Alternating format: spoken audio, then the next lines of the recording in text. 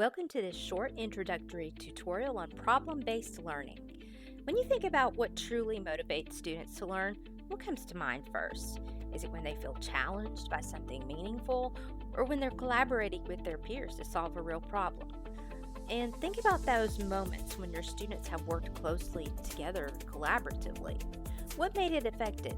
Was it the way you guided their discussions, asked the right questions, or gave them space to explore and make connections on their own? When those elements come together, purposeful guidance, meaningful problems, and active collaboration, students are just learning about something. They're learning through it. And that's what problem based learning is, or PBL. Problem based learning is a student centered approach where learning revolves around a complex, real world problem that doesn't have just one right answer, what we call an ill structured problem. Instead of starting with lectures or textbooks, students dive into the real problem, discuss what they already know, and figure out what they need to learn. The teacher provides the structure and acts as a learning facilitator, guiding students through investigation, discussion, and self directed learning. PBL's roots go back to educational pioneers. John Dewey believed learning happens through inquiry, asking questions, and solving authentic problems. Jean Piaget showed that we learn best when new experiences challenge what we already think and know. And Lev Vygotsky established that learning is social. We build understanding by working and talking to others. In the 1960s, Howard Barrows introduced PBL in medical education to teach clinical reasoning through real patient cases. Later, John Savory and Thomas Duffy expanded the model beyond medicine. They argued that learning happens through our interactions with the world. When we face puzzling situations, we make meaning through social negotiation and reflection. Cindy Hmelo Silver later shaped the version of PBL we use today. She emphasized how students learn, highlighting the cognitive and metacognitive processes behind it. She identified 5 key pedagogical goals of PBL: flexible knowledge, effective problem solving, self directed learning, collaboration skills, and intrinsic motivation. She described PBL as a collaborative learning model, one that integrates reflection, facilitation, and shared expertise among learners working together. Now let's look at key components that make up the PBL process. The problem, an authentic and open ended problem. Collaboration, students share and test ideas. Inquiry and self directed learning, they find out what they need to know. Facilitation, the teacher guides, not lectures. Reflection, learners think about what and how they learned. Application, students apply knowledge to develop and present solutions. Along with these components, PBL builds metacognitive skills, the ability to think about one's own learning. Students plan, monitor, and reflect on their progress.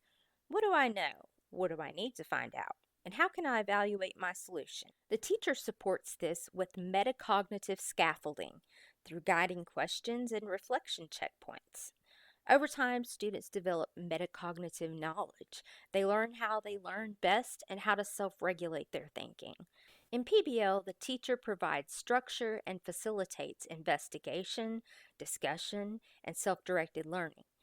They help students identify what they need to know, ask probing questions, and guide them toward critical thinking and meaningful connections. Students take ownership. They investigate, share ideas, and reflect together, turning the classroom into a collaborative learning environment where curiosity drives understanding. What makes PBL distinct is that it transforms learning from passive knowledge recall to active problem solving. Students learn how to apply what they know, not just memorize it. It promotes deeper understanding, motivation, and skills like teamwork and communication, preparing students for lifelong learning. Of course, PBL has challenges. Students may struggle with the open ended nature of problems, and teachers might find it difficult to balance structure with independence. These can be overcome through clear scaffolding, well designed problems, and a gradual release of responsibility, starting with more guidance and fading support as students gain confidence. Let me share an example of what problem based learning looks like in an AI ethics course.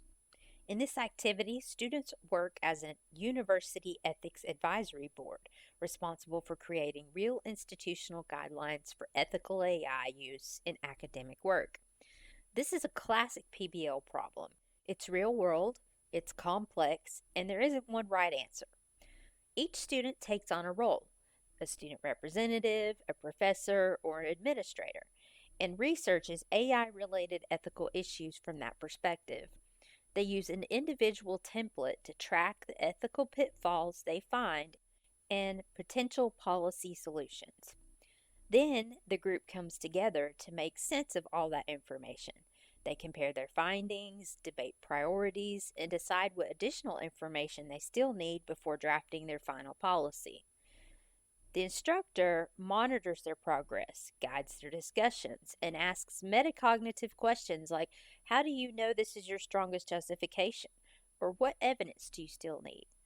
And in addition to the individual research chart, the groups also use a shared metacognitive scaffold, a simple chart that helps them track what they know, what they still need to learn, how they're dividing their work. It guides them to describe their evidences, exchange their viewpoints, and evaluate how their thinking has changed as they collaborate. By the end, students create a set of policy guidelines that reflect multiple viewpoints, solid ethical reasoning, and a collaborative problem solving process. Problem based learning creates learners who are curious, collaborative, and capable of thinking critically. It's not just about finding answers, it's about learning how to ask better questions. So, next time, when you want students to go deeper, ask yourself how the lesson could become a problem worth solving. For more information on project based learning, check out the additional resources listed below in the description section.